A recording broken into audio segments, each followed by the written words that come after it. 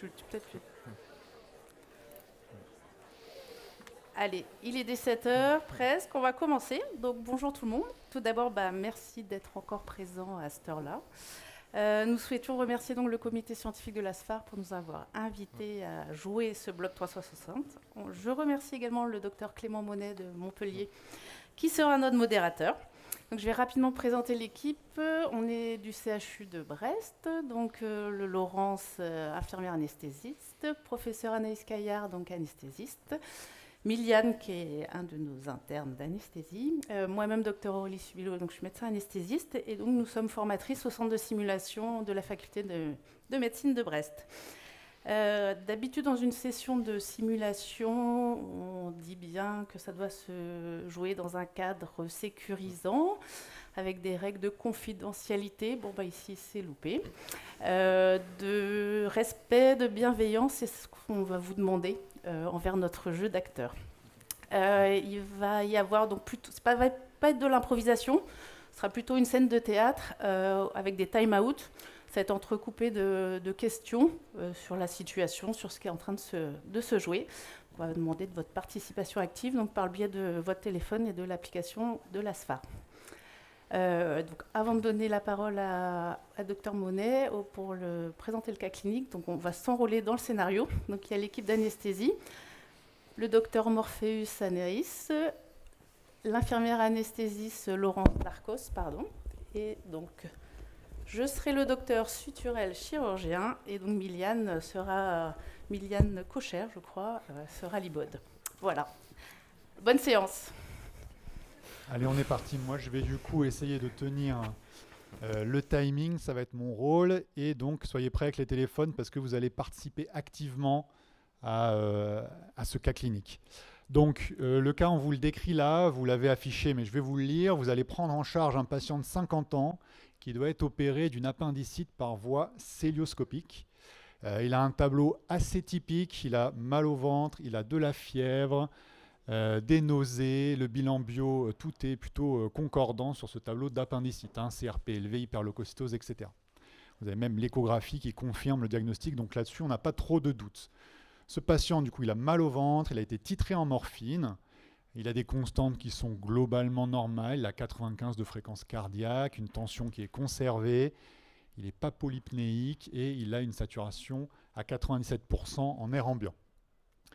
Dans ses antécédents, une amygdalectomie dans l'enfance et une hypertension artérielle qui est sous monothérapie, sous IEC. Et il a des mensurations, il fait 75 kg, 1m80, donc ce n'est pas un cas d'un patient obèse. Je laisse maintenant la parole aux acteurs. Bonjour tout le monde. Bonjour Monsieur Chocard. Vous me reconnaissez, c'est le docteur Suturel. Comment ça va? Oui, vous avez mal. Bon, on va s'occuper de vous. L'équipe d'anesthésie est presque prête. On va y aller. Allez, à tout de suite. Oui, on va pouvoir débuter. Les questions pour la sécurité de Monsieur Chocard ont été vérifiées, ont été faites avec Monsieur Chocard lui-même et l'équipe. Donc Anaïs, tu as vu, je t'ai préparé ça. Est-ce que ça te convient? Et est-ce que tu peux me rappeler quelle technique d'anesthésie on va faire pour l'induction, s'il te plaît?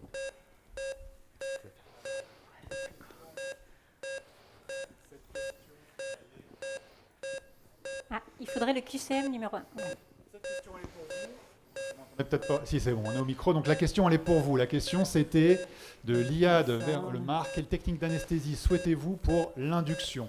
Donc vous pouvez scanner le QR code ou aller sur sido.com et rentrer le numéro qui est en dessous. Les options sont les suivantes. Induction en séquence rapide avec du rocuronium. L'induction séquence rapide avec de la cellocurine. Induction séquence rapide Rémicrush, donc c'est hypnotique, et rémifentanyl. Et enfin, par l'induction séquence rapide, vous estimez qu'une induction classique est suffisante. On va vous laisser quelques minutes. Vous êtes hyper nombreux à participer. Il y a déjà 65 personnes qui ont voté. Avec globalement, pas l'impression que ça change beaucoup. Globalement, deux options qui sont prédominantes. C'est une induction séquence rapide, ça vous êtes quasiment tous d'accord, et ça se bat un petit peu entre rocuronium et cellocurine, avec un petit peu moins, voire quasi personne qui veut faire Rémi-Crush ou pas d'induction. Donc Rémi-Crush, c'est l'induction hypnotique rémifentanil sans curare. Il y a une grosse étude publiée dans le JAMA qui montrait globalement que ça ne faisait pas aussi bien qu'une induction séquence rapide avec curare. Donc la non-infériorité n'était pas atteinte dans cette étude, donc c'est quelque chose qui est plutôt pas recommandé, en l'absence de certains cas exceptionnels, ce qui n'était pas le cas ici. Vous aviez donc une option induction séquence rapide, rocuronium ou cellocurine. C'est ce qui est recommandé dans les recommandations européennes de l'ASIC. Donc c'est professeur Thomas Fuchsbuder qui est à Nancy, qui est le spécialiste. Donc soit cellocurine 1 mg kg, soit Rocu 0,9 à 1,2 mg kg. Donc les deux options étaient envisageables, c'était les deux options qui se dégageaient.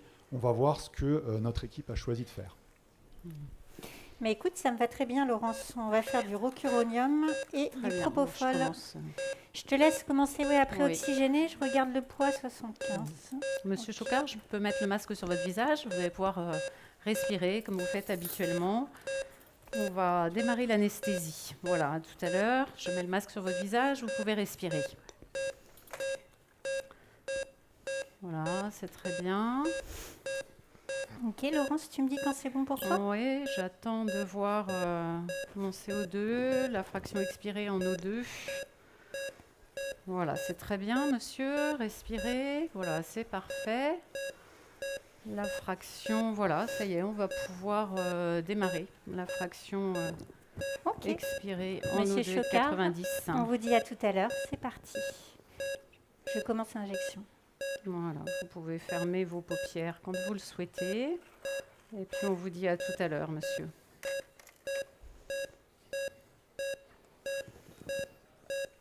Ok. Je fais 300 de propofol. Je fais le rocuronium. Ouais, je te démarre le TOF. 80 de rocuronium. D'accord. Voilà, les yeux se ferment. Le patient, c'est bon. J'ai attendu 90. C'est bon, je vais pouvoir. Le TOF va être à 0. Je te laisserai gonfler.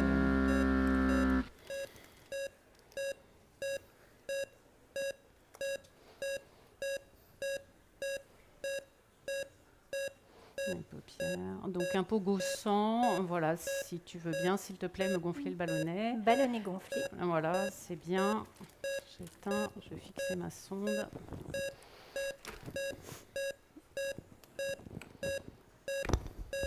Tu me diras si tu as un CO2?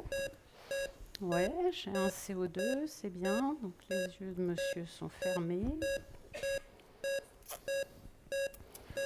Est-ce que ça pousse? Eh non. Voilà, ça va aller beaucoup mieux. C'est bon, je peux fixer comme Ouais. ça. Écoute, c'est parfait, c'est symétrique, on peut y aller. Anaïs, tu peux m'aider? Oui, j'arrive, Ouais, j'arrive. la sonde est fixée. Tu peux commencer si Est-ce tu que c'est veux. possible de dégager le ventre Oui, bien sûr.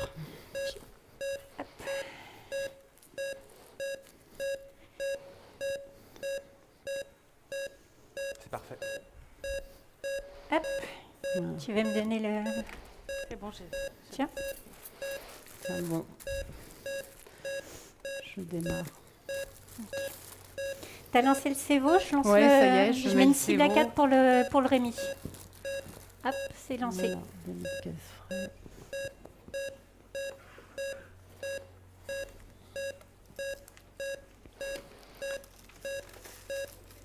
Donc là, je pense que le TOF ne devrait pas tarder à être à 0.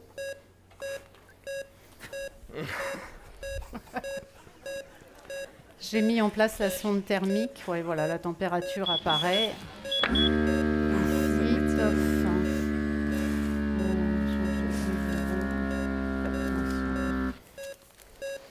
Enfin. Bon. Quel est l'objectif de tension que tu veux pour ce patient hypertendu? Alors cette question, elle est de nouveau pour vous. Il ferme pas Qu'est-ce les que yeux. vous souhaitez Alors j'ai déjà des réponses, c'est parfait. Quel est l'objectif de tension pour ce type de patient? On rappelle qu'il a une HTA sous monothérapie. Alors il y a une écrasante majorité, il y a un peu moins de gens qui ont voté, ah si ça arrive. Écrasante majorité pour une PAM à plus de 70 mm de mercure, donc c'est excellent. Vous avez tous eu les RFE de l'ASFAR qui disent que chez le patient qui n'est pas hypertendu, vous pouvez vous situer entre 60 et 70 mm de mercure de pression artérielle moyenne, et chez ce patient donc, qui est hypertendu, plutôt supérieur à 70, ou si vous avez une tension de la consulte d'anesthésie à 90% de sa pression artérielle moyenne de base. Donc je pense qu'on va aller vite là-dessus parce qu'il n'y avait pas beaucoup de différence dans les votes, et donc on va continuer le cas clinique. Ok, bah, d'après les dernières recommandations, j'ai envie de te dire plus de 70 de PAM, absolument. Bon, la tension Donc, pour l'instant voilà. se maintient. Je te note sur la feuille tout ce que j'ai fait. J'ai fait Ouais. 300 de propofol, 80 de recul. J'ai fait de la Dexa aussi. D'accord, ok. C'est bon. Et les antibiotiques aussi, on verra. Et on a dit Ultiva, Evoque, cible à 4. J'attends la tension. Tu laisses, hein, je vais noter les tendances et tout ça. Ouais. Ah, et ben tu voulais une PAM à 70, là je fais une PAM à 63. Qu'est-ce que je fais là? Et ton plateau est où avec l'éphédrine? Bon. Encore une fois, une question pour l'audience. Donc, on avait un objectif de 70 de pression artérielle moyenne qui n'est pas atteint pour l'instant. On a des propositions du coup à vous faire, voilà, qui s'affichent maintenant. Qu'est-ce que vous voulez faire pour cette hypotension à 163 de PAM? Donc, vous avez le choix entre de l'éphédrine, de l'atropine, un bolus de NORAD. Ça change, pardon. Une position entrée d'Ellenbourg et un remplissage avec 250 ml. On vous a proposé du Ringer lactate. Je vous laisse voter, il y a plusieurs options. Globalement, on est sur un trio de tête Ringer lactate, éphédrine, bolus de NORAD pour certains. Tredelenburg, c'est dommage, c'est vraiment une intervention qui coûte pas cher, mais qui n'a pas l'air de trop vous intéresser. Et l'atropine, pas trop, ça, on est globalement assez d'accord. Je suis tout à fait d'accord avec cette stratégie éphédrine remplissage. C'est selon les recos, pareil, de l'optimisation hémodynamique périopératoire, ou plutôt péropératoire. Si vous avez, alors c'est pas le cas ici, un monitorage du volume d'éjection systolique, vous l'optimisez au maximum avec du remplissage, et une fois optimisation faite, c'est écrit tel quel dans la RFE, vous utilisez un vasoconstricteur. Donc le bolus de NORAD, sachant que ça n'a pas été préparé, je crois, et qu'on a l'éphédrine déjà, ça paraissait plus logique de faire l'éphédrine d'emblée, même si ce n'est pas une erreur. Et évidemment, tout ça après remplissage. Donc je pense que le couple éphédrine-remplissage était pas mal. Et le Tredelenburg, c'est pas cher et c'est du remplissage aussi. Donc on va voir pareil ce qu'a fait l'équipe. Voilà, donc j'ai commencé déjà par mettre le patient en déclive. Je t'injecte un peu d'éphédrine quand même. Ouais, écoute, fais un peu d'éphédrine, au pire on va préparer un peu la baby noradresse si besoin. Je l'ai préparée. Elle Ouais, est juste je là vais juste sur faire un peu dans le accélérer le pochon rouge. remplissage. Ah oui, parfait. Et je vais accélérer un peu le remplissage après. On va pouvoir faire la checklist. Oui, alors attends, je te fais ça. On opère bien Monsieur Chocard Louis. Il a 50 ans, il est né le 9/01/75. On l'opère d'une appendicite. Pour nous, du côté de l'anesthésie, il n'y a pas grand-chose de particulier. Il vient d'avoir ses antibiotiques qui sont terminés. Ouais, c'est une bonne péritonite, je pense, appendiculaire. Ah bon? Ah d'accord. Bon, ok. Et vous, du côté chirurgical, vous avez tout ce qu'il faut? On a tout le matériel, a priori. Oui, l'installation est conforme. On est prêt. C'est bon pour vous? Parfait, go. Incision. Très bien, merci. Incision C'est noté. à 17h11. 17h11. Tu m'as noté les antalgiques pour, que tu as prévu pour Non, monsieur? je vais regarder. On Ouais, va je surtout veux faire bien. du paracétamol, quoi. J'ai encore des alarmes. Je te le noterai dans le dossier. On va aussi préparer pour le suivant, si ça ne te dérange pas, Laurence. Oui. J'ai encore perdu ma fiche, comme d'habitude. D'accord. J'ai le programme là. Je vais voir. D'accord. On peut insuffler? Je te donnais. Ah oui, allez-y. Hein. Oui, c'est Insufflation. bon pour l'insufflation. Merci. Donc insufflation. Je note. Voilà. Et quelle heure? Ouais. 14. Ouais. Ouais, Tu Anaïs, peux pas là. éteindre un peu vos alarmes, là? On s'entend pas trop, là. Ouais, bah justement, Anaïs, tu as vu, là, le patient est tachycarde, toujours hypotendu. Bon, le CO2, je sais pas, la tension, désaturation, Ouais, je sais pas ça a trop l'air aussi de désaturer un peu. Ah, Le CO2 ouais, le qui CO2 chute, je pense que la prochaine tension, il y a un problème là. Vas-y, relance. Bah, j'ai relancé déjà. Allez, à vous de jouer, là, ça s'est clairement corsé dans le cas clinique. Qu'est-ce qui se passe? On J'ai a mis la senti qu'il y avait un FiO2 petit à frisson 100%. d'adrénaline. Qu'est-ce qui arrive à ce patient?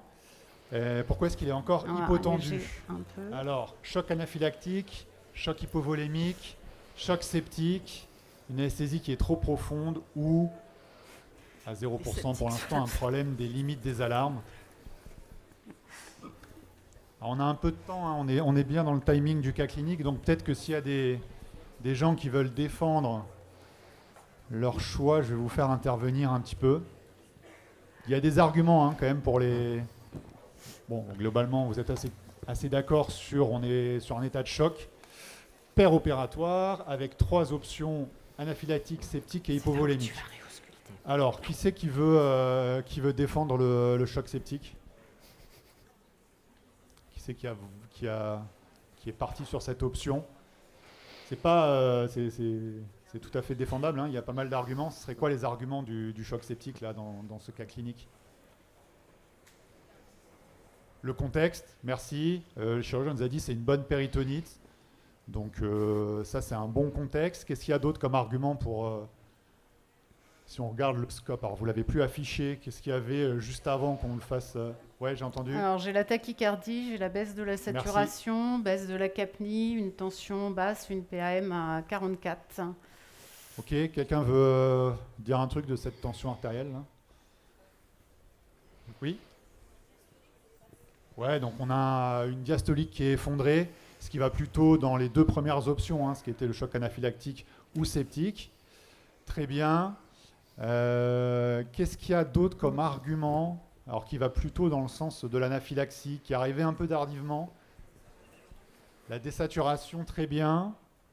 Et un autre élément de surveillance qui est hyper important dans ce contexte-là, la capno, ouais, exactement. Qui peut nous donner 2 infos. C'est quoi les 2 infos que ça peut vous donner dans ce contexte?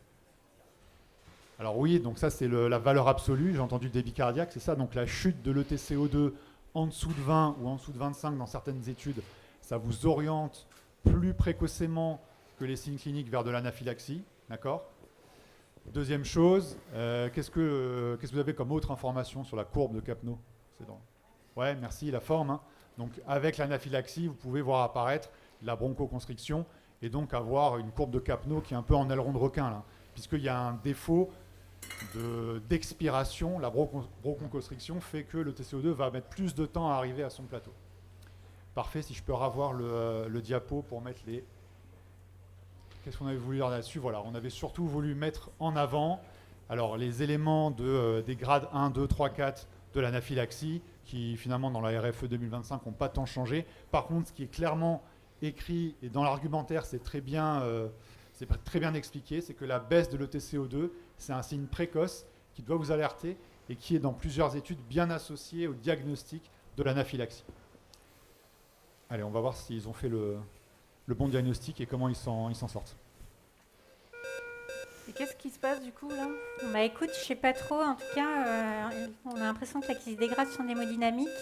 J'ai 2 hypothèses, hein, soit le sepsis, soit l'anaphylaxie. C'est comment de votre côté? C'est ça? Ça saigne? Ah, ça saigne pas du tout. Par contre, effectivement, oui, c'est ça. Enfin, il y a une bonne péritonite. Écoute, ouais. Bah écoute, moi de mon côté, de ce que je peux voir, j'ai pas d'érythème, il est pas rouge, mais je sais pas, l'auscultation, ça donne quoi? Tu veux que je reprenne à la main là? Attends, pour, je vais un peu. Ouais.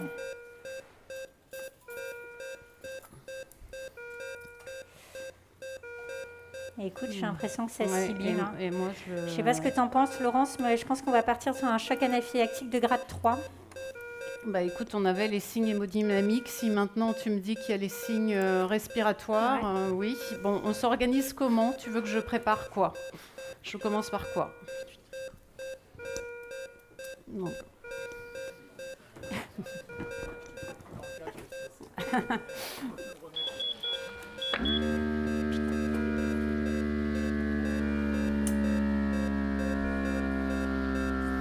Est-ce que je peux... Ouais, merci, je peux avoir le micro. Donc, à vous de jouer.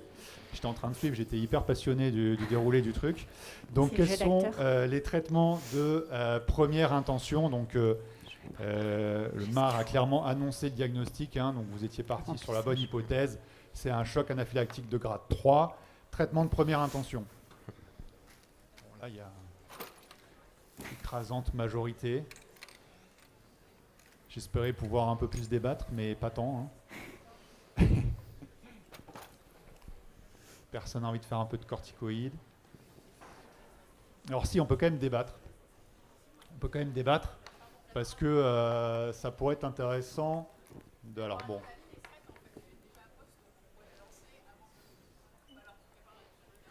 Ah, c'est une bonne remarque. On avait préparé la noradrénaline déjà, et je ne sais pas si elle avait été branchée au moment de l'hypotension initiale.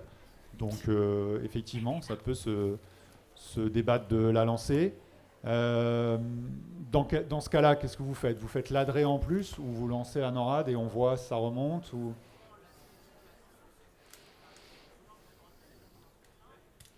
Et si ça suffit à remonter, on s'en tient là. Alors, ça c'est discutable parce que... voilà, ça suffira pas. Ça me va. Ça, on peut effectivement faire. Le temps de préparer, ça ne mange pas de pain. Si elle est prête, la lancer. L'objectif est de l'adré et de la norade dans ce cas-là, c'est de rétablir la perfusion cellulaire. Si ce n'est que l'adré a quand même un effet et sur la vasoconstriction, la fonction cardiaque et aussi un effet immunologique qui fait que ça reste le traitement le plus efficace et le traitement recommandé partout et tout le temps, que ce soit les recommandations de l'ASFAR, mais européenne et internationale aussi, reste le traitement de première intention. Donc on vous a remis du coup ce tableau qui est dans la RFE, avec là on est en grade 3, donc on est sur du 100 à 200 gamma en bolus, donc 1 mg dans 10, et vous bolusez de CC en CC toutes les 2 minutes jusqu'à obtenir une hémodynamique correcte. Alors vous avez fait ce choix majoritaire de l'adrénaline, on est d'accord, mais qui doit quand même se faire parallèlement au remplissage vasculaire, parce que ça c'est... Hop, donc ça c'était pardon sur l'adré, je ne sais plus si ça vient après ou pas. Non. On va reprendre. Le remplissage vasculaire, on en reparle après? Non, c'est là maintenant. Ok. Donc le remplissage vasculaire, il est recommandé, vous le voyez, selon le grade, comme la dose d'adrénaline. Et donc il est quand même à 30 ml/kg en 30 minutes quand vous êtes en grade 3 ou 4. Donc 30 ml/kg en 30 minutes, c'est du bon remplissage. Si vous avez moi je fais pas mal d'obésité, donc dans les poids extrêmes, mais ne serait-ce que pour le calcul, c'est plus simple, 100 kg, vous devez lui passer 3 litres en 30 minutes. Donc il faut quand même y aller en termes de remplissage. Et pourquoi est-ce que cette recommandation a été faite telle qu'elle? Parce que dans l'argumentaire et dans les justifications, c'est que les malades en choc anaphylactique sont globalement en hypovolémie. D'accord? Parce que, exactement comme le questionnaire qu'on vient de faire, l'adrénaline, clairement, il n'y a pas de... Tout le monde y a pensé, il n'y a pas de souci. Mais il faut faire le remplissage. D'accord? Sinon, vous risquez d'avoir une persistance de ce problème hémodynamique. Donc, il faut lancer les deux en même temps. Voilà. Et donc, ça, c'était pour les effets de l'adrénaline dans l'anaphylaxie. Et je crois que c'est bon, on peut continuer le cas clinique. Écoute, parfait. Je pense, mets-toi à l'adrénaline, fais 100 gamma, et moi, je vais me lancer dans le remplissage. Je vais juste avant appeler la salle de réveil pour demander de l'aide. Attends. Allô? Oui, la salle de réveil? C'est le docteur Morpheus. Je suis en salle d'urgence. J'aurais besoin d'aide. On a un patient de 50 ans qui fait un choc anaphylactique grade 3. Je pense que je vais avoir besoin d'un IAD en plus. S'il pouvait venir avec le kit d'anaphylaxie, s'il vous plaît. Merci beaucoup. Écoute, ils arrivent tout de suite. Ouais, fais la dilution. Moi, je me lance tout de suite dans le remplissage. Merde. Voilà, écoute, j'ai dilué l'adrénaline donc à 5 gamma ml. La tension est toujours basse, à 72,31, PAM à 45. Je vais injecter 100 gamma d'adrénaline. 100 gamma d'adrénaline injectée. Et du coup, il est allergique à quoi, là? Ah. Bonne question. Écoute. Non. C'est une question. Non, c'est pas toi. Ah, écoute, moi pour l'instant, j'ai plusieurs hypothèses. Je pense, Qu'est-ce non, qu'on a c'est fait pas comme le- traitement? On c'est a pas fait le les roc- antibiotiques, on Ouais, a fait le recul, rocuronium. C'était par rapport au timing, je pense que c'était plus parce que les antibiotiques, on les avait passés en avance. Ouais. Ouais. Bah, Bon, écoute, écoute. pour l'instant, l'hypothèse, c'est le rocuronium. Hein. Ouais. Là, on est à 2 minutes de ma première injection. La tension ne s'est pas améliorée. Je refais un deuxième bolus de 100 gamma. Je Ouais, continue je pense à 100 gamma. Ouais. Tu veux... 100 gamma d'adrénaline injectée. Et tu me parles là, du rocuronium. Tu veux que je l'antagonise ou pas, le rocuronium? Tu veux qu'on antagonise le rocuronium? Je sais pas. Je te pose la question. Est-ce que vous voulez antagoniser le rocuronium, oui, non? La question est facile, elle va s'afficher, mais bon, c'est celle-là. Hein. Elle va peut-être s'afficher. Elle s'affiche, parfait.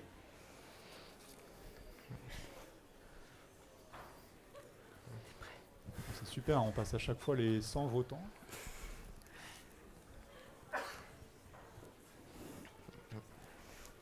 Alors, ça fait du 80-20. Est-ce qu'il y a un antagonisateur qui veut défendre l'antagonisation? Non? Il se cache, je vois pas. Non, personne ne veut argumenter pour? Alors, qui veut argumenter contre dans ce cas-là? C'est 80% d'entre vous qui ne l'antagonisent pas. Donc il y a forcément quelqu'un ici qui veut me dire pourquoi il ne l'antagonise pas. Excellent, excellent. Il y a le risque d'exposer le patient qui est en choc anaphylactique à une nouvelle molécule. Sachant que le Sugamadex, c'est une molécule qui est potentiellement allergisante. Très bien. Alors même si c'est plutôt montré que c'est de l'allergie, pas IgE médiée, c'est plutôt des réactions d'histaminolibération, mais c'est un bon argument. Qui sait qu'il y a d'autres arguments? Un bon argument qui est, j'ai lu la RFE, et donc dans la RFE, c'est recommandé de plus antagoniser, mais... Oui? Il faut opérer le malade et il a besoin d'être polarisé pour la péritonite. Ça, c'est une bonne... On va leur mettre un autre curare si on enlève celui-là. Ça, c'est une excellente remarque, effectivement.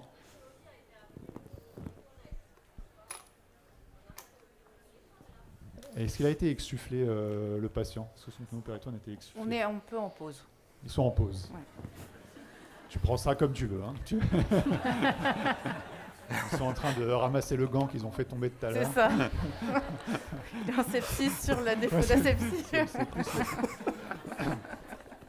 Alors, dans l'argumentaire, encore une fois, de l'absence d'antagonisation, donc vous avez globalement raison, c'est plus recommandé d'antagoniser, mais ça a été recommandé, hein, il y avait des recommandations un peu plus anciennes que celles de cette année, qui, sur la base de quelques cas cliniques ou séries de cas, montraient que l'antagonisation du rocuronium avait une bonne évolution dans le cas du choc anaphylactique. D'accord, l'idée physiologique, c'est de dire que le Sugamadex, vous savez, il va emprisonner la molécule et donc la soustraire à l'exposition allergisante. Il y avait quelques cas, puis après il y a plein d'autres cas qui ont montré que ça ne changeait rien du tout, voire qu'effectivement ça exposait à une nouvelle molécule. Donc finalement, faute de preuves, c'est quelque chose qui est plus recommandé, même si ça a été à un moment un petit peu vendu comme ça, hein, le rocuronium, en disant bah, en plus c'est bien, s'il y a un choc anaphylactique, vous allez pouvoir l'antagoniser. Bon, finalement, c'est probablement que ça ne va pas vous aider en cas de choc anaphylactique. Et voilà. Les experts suggèrent de ne pas utiliser le Sugamadex en traitement donc du choc anaphylactique. Et on continue le cas. Écoute, je crois que les dernières recos disent de ne pas en faire. On ne va pas en faire. Et puis, il y a quelqu'un qui m'a dit qu'à juste titre, qu'on pourrait peut-être pas faire la célio si on antagonise. Donc, on ne va pas antagoniser pour l'instant.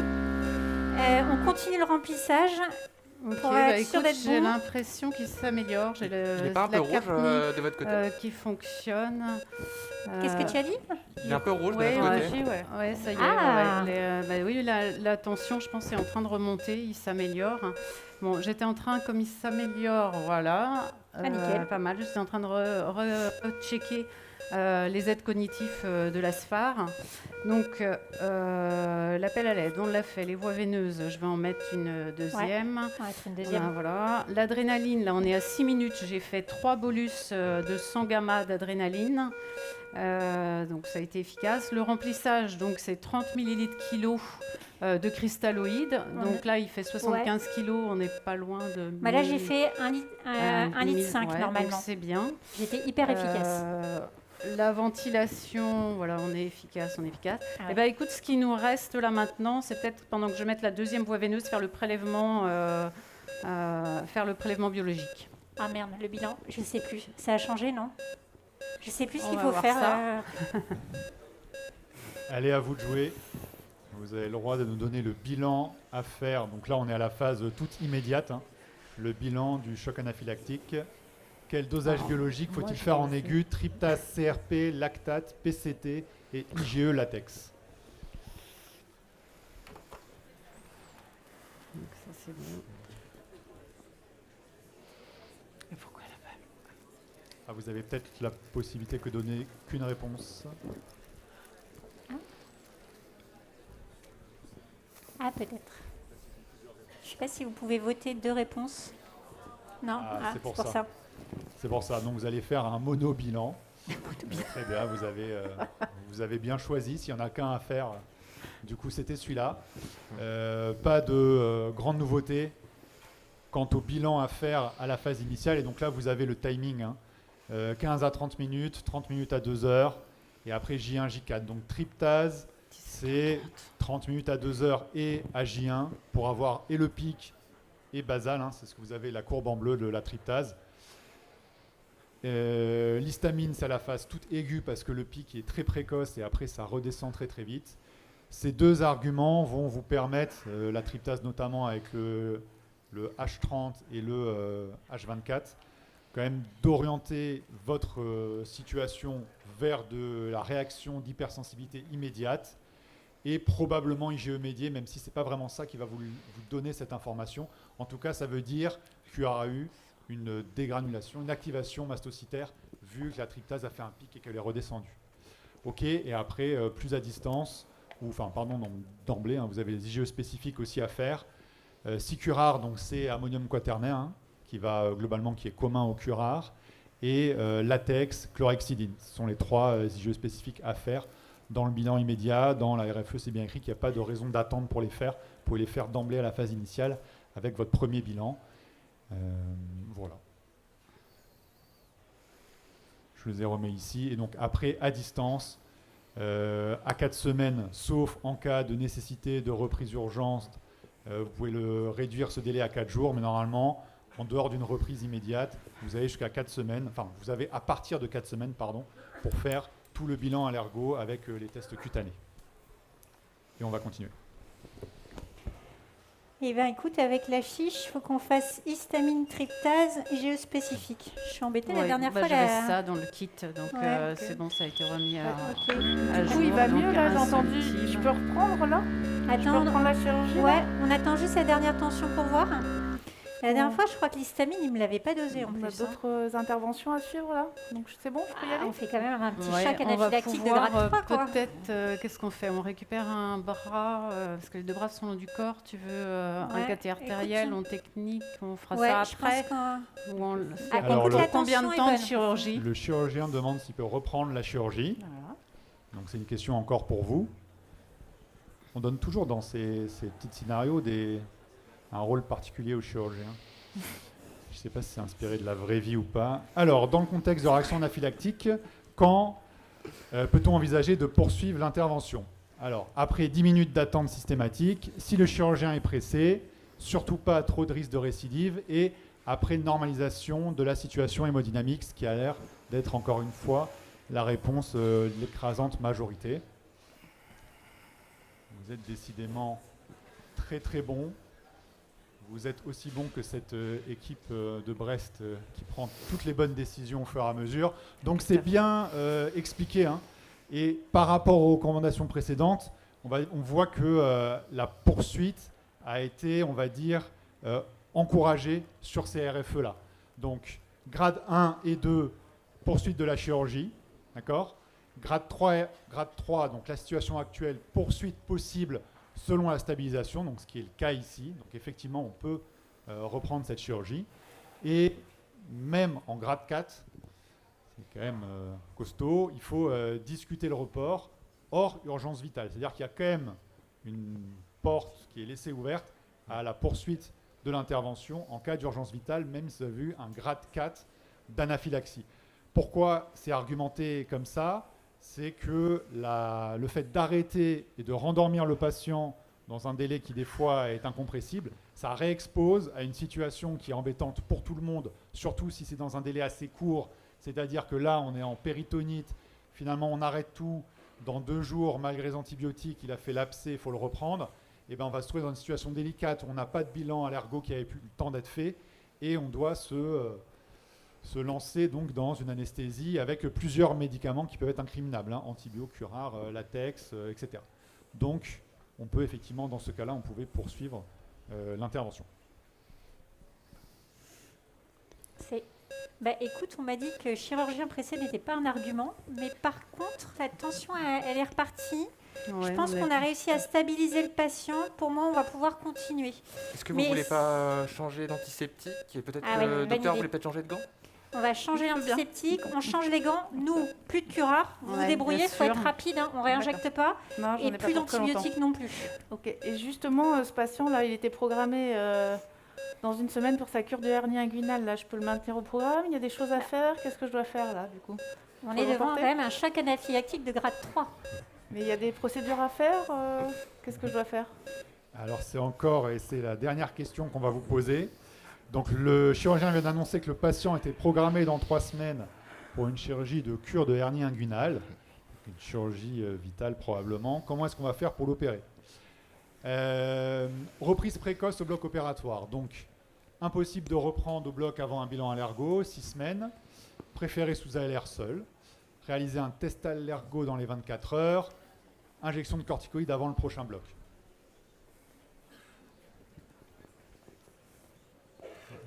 Alors le test allergo dans les 24 heures, chez moi c'est pas avant plusieurs mois.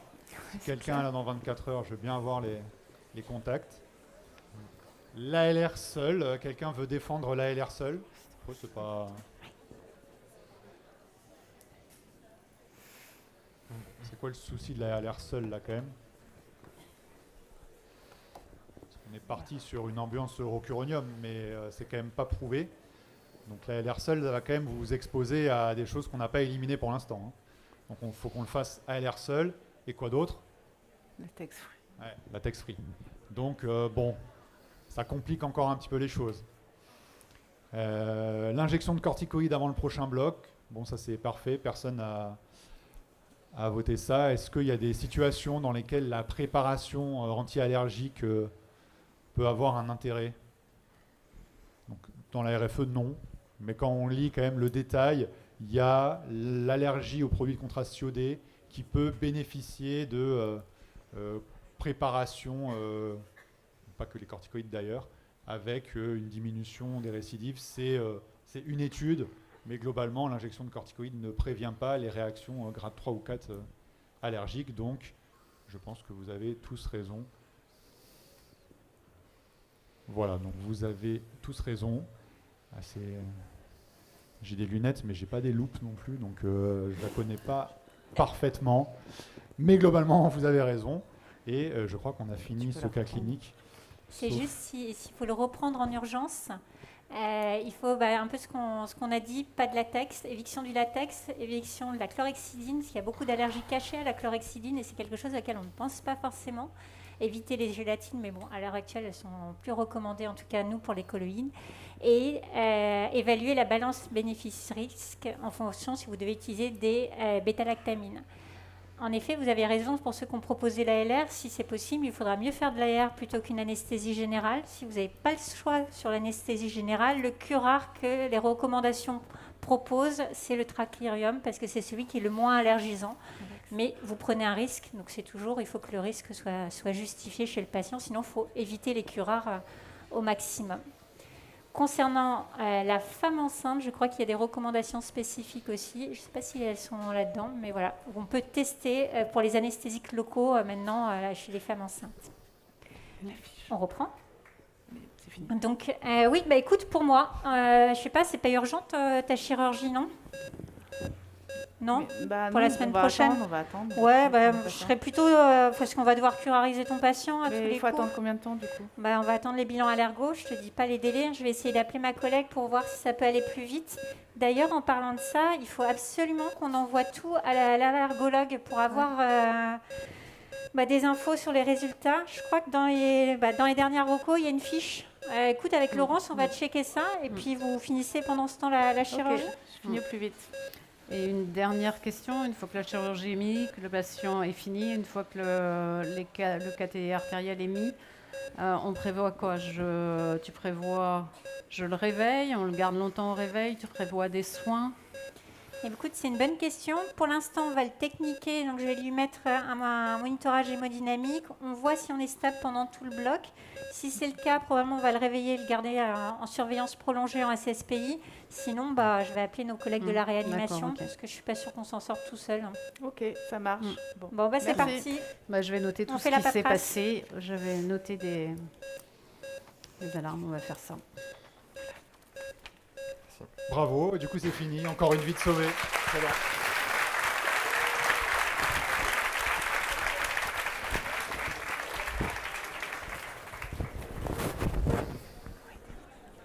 On a un peu de temps, hein, on a fini largement dans les temps, donc si vous avez des questions à poser à, sauf erreur de ma part, la coordinatrice en chef T'as de une la question là-bas RFE. si tu as envie.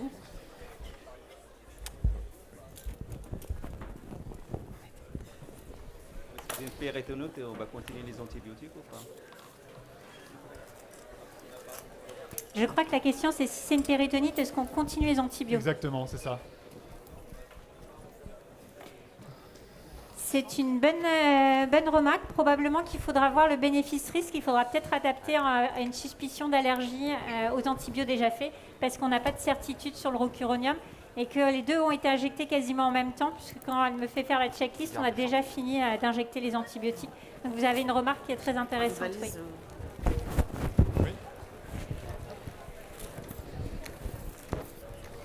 Alors, s'il vous plaît, une question par rapport aux pratiques des uns et des autres. Moi, dans mon service où je suis, ils préconisent d'utiliser la tracurium en première intention. Moi, je me pose la question, pourquoi la tracurium si on reçoit un patient qui n'est pas un terrain allergique ou atopique? Médico-légalement, est-ce qu'on peut utiliser du rocuronium? Vu qu'on a du béridion, est-ce que c'est plus sécuritaire pour le patient finalement ou pas? Parce que pour eux, c'est interdit de mettre du rocuronium pour tout le monde.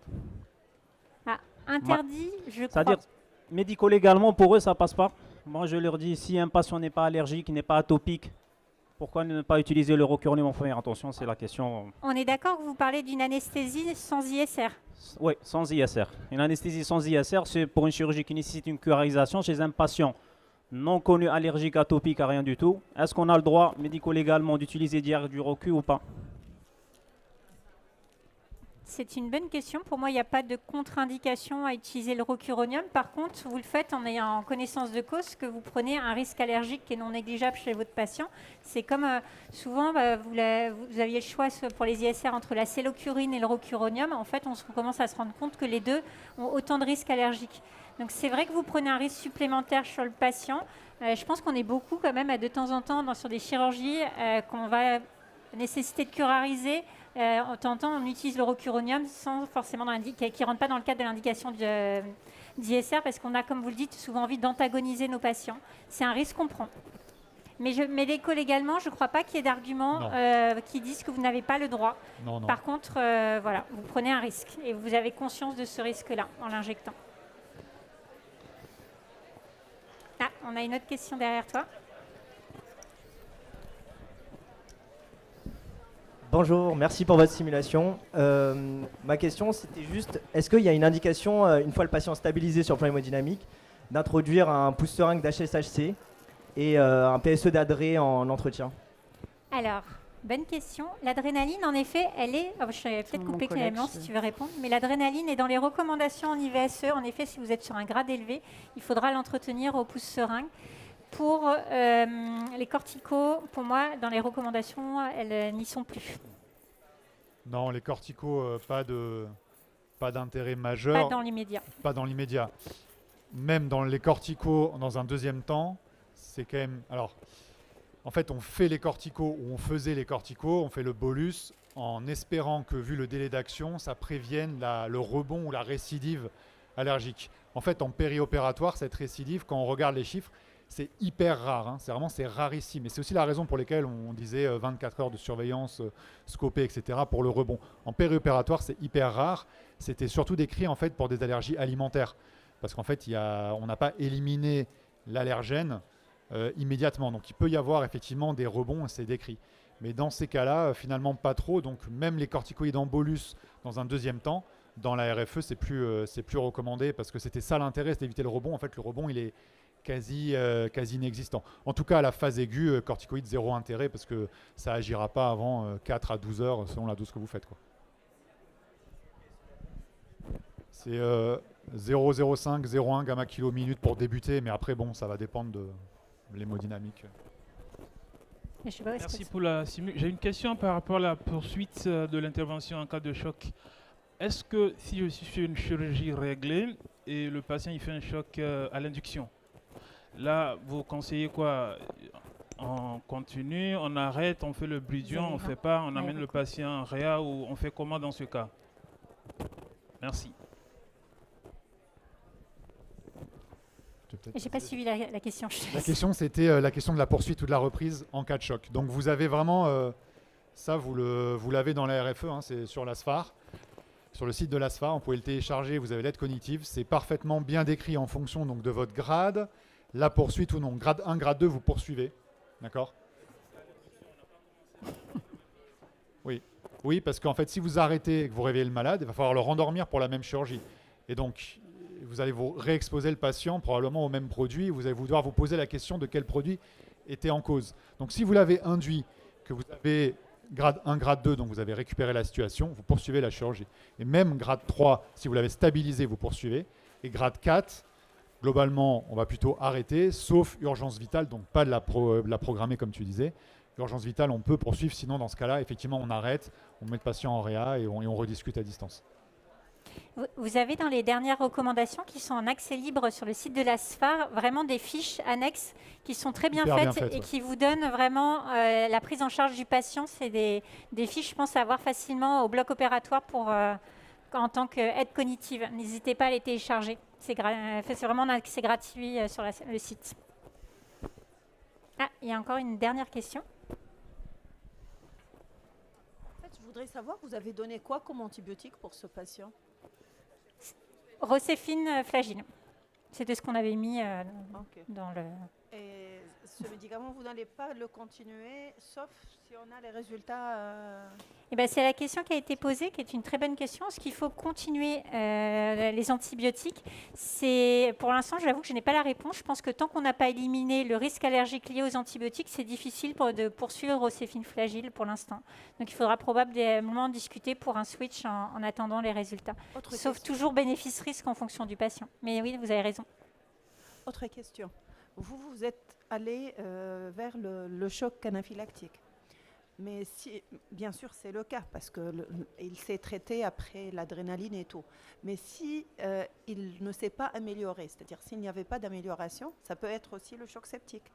Totalement, vous avez tout à fait raison. On n'a pas non plus de certitude. Et du coup, dans ce cas-là, il faut augmenter le grade de l'antibiotique, je suppose. Oui, c'est tout à fait une possibilité si vraiment il n'y a pas d'amélioration du patient. Remettre en doute notre diagnostic, éviter l'effet tunnel et toujours se reposer la question, est-ce qu'on est sûr de notre diagnostic et reprendre finalement le point. C'est là où je pense qu'un appel à l'aide est très utile, de manière à avoir quelqu'un qui revient et qui n'a pas cet effet tunnel qu'on peut avoir, avec qui on rediscute du cas et puis il va peut-être vous dire, mais écoute, là tu as tout fait pour l'anaphylaxie, il ne s'en sort pas. Pourtant, ton chirurgien t'a dit que c'est une péritonite. Probablement qu'il faut qu'on se réoriente vers une part, en tout cas sceptique du choc et pas que de l'anaphylaxie. Donc vous avez raison, il faut tout à fait se remettre en cause si on n'a pas l'évolution souhaitée du patient. Ce qui n'est pas forcément facile, mais effectivement, c'est ce qu'il faut faire. Après, d'un point de vue antibiothérapie, même si vous estimez que c'est une potentielle cause allergique, mais que finalement il ne s'améliore pas, que vous êtes dans le sepsis, dose d'amiclin par exemple, faites 25-30 mg kg et au moins vous êtes sûr qu'il n'y a pas d'allergie croisée, amiclin, ceftriaxone, flagelle. Si vous voulez, Choc anaphylactique chez un patient début d'induction au recul. On décide de reporter le patient, on donne systématiquement du Bridion ou on peut risquer d'aggraver la situation ou pas? Alors, bah là, je pense que les recos ne sont pas clairs, c'est vraiment des pratiques. Moi, je pense que j'aurais pas tendance à antagoniser avec le sur-risque qu'on a dit, peut-être d'une nouvelle allergie, surtout si derrière, bah, il y a juste à attendre que l'esméron s'élimine par lui-même. Là, j'aurais peut-être pas rajouté une nouvelle molécule, mais c'est un avis personnel, c'est pas dit dans les recommandations. Je suis d'accord. Alors, c'est vrai, la dernière N'hésitez question, pas. après, il faut qu'on libère, Ouais. on libère l'équipe. Le tableau clinique, vous n'aurez pas pensé à une embolie gazeuse, à l'insufflation intrapéritonéale de CO2? L'embolie gazeuse, avec la chute du CO2. Ouais, vous avez raison. Je pense qu'on revient à l'idée de l'effet tunnel. Il faut toujours remettre en cause notre diagnostic et garder plusieurs hypothèses. Là, on n'en a soulevé que 2, mais vous avez raison, il y avait d'autres hypothèses à soulever probablement dans ce cas-là. Bon, merci à tous de votre participation. Allez, une dernière. Une question peut-être rapide. L'utilisation Ah. de l'adrénaline en intramusculaire, ou ça a un intérêt à force de répéter les bolus peut-être Vous avez tout à fait raison, c'est écrit dans les recommandations. Vous pouvez le faire en Ouais. intramusculaire, mais si vous n'avez pas de voie veineuse. En fait, si vous avez une voie veineuse, autant l'injecter directement en IV. Par contre, vous avez les posologies dans la fiche annexe de l'intramusculaire quand vous avez, par exemple, la voie veineuse qui a sauté sur une mauvaise manipulation du patient. C'est des choses qui arrivent et l'avantage, c'est que c'est dans le pense-bête, dans l'aide cognitive, parce que les doses, je ne saurais pas vous les dire là, de tête. Je les ai lus, mais j'ai oublié aussi. Donc, mais oui, non, c'est une bonne remarque. Il faut penser à l'intramusculaire si vous n'avez pas de voie veineuse. Au contraire, c'est un bon réflexe à avoir.